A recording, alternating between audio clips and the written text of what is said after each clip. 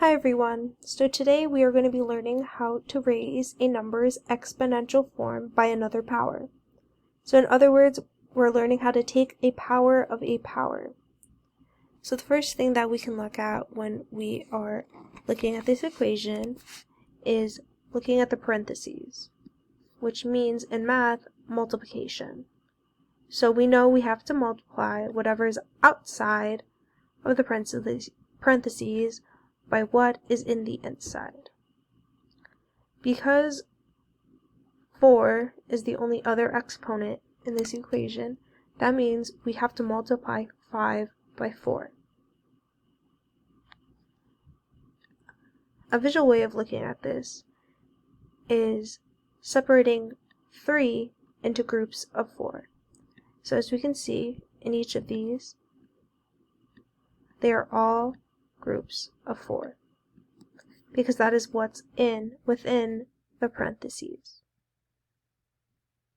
By combining 4 and 5, we have separated each group of 4 into 5 separate groups. This is another form of regrouping visually to understand how these exponents are combining together. As we know, 4 times 5 equals 20. So within these groups in total, we should have 23s. So we have 1, 2, 3, 4, 5, 6, 7, 8, 9, 10, 11, 12, 13, 14, 15, 16, 17, 18, 19, 20. So that means we did this math correct. Now, the way we are supposed to format it, now knowing that 4 times 5 is 20, and that when we group them together in the way this algebraically sounds, means that the answer is going to be 3 to the 20th power.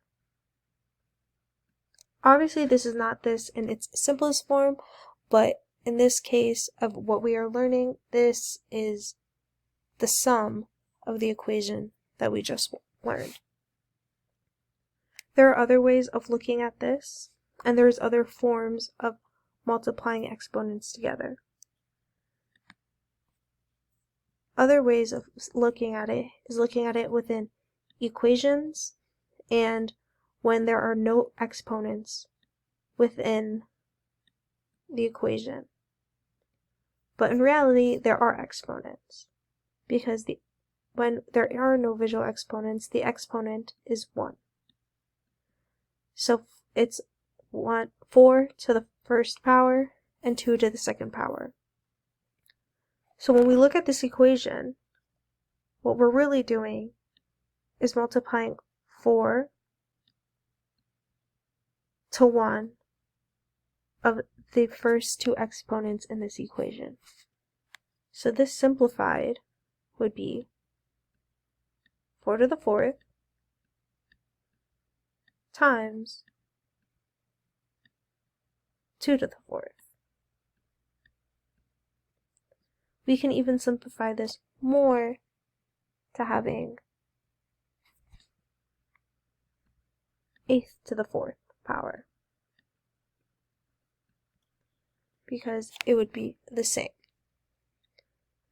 The only misconception that we could have with this equation is thinking that when there are no exponents, the exponent is 0, which is not the case, because there will always be one number. When a number stands on its own, that means there is only one, because when we take the square root of a number, that means we're multiplying it by itself. But since it's standing on its own, that means we only have one number.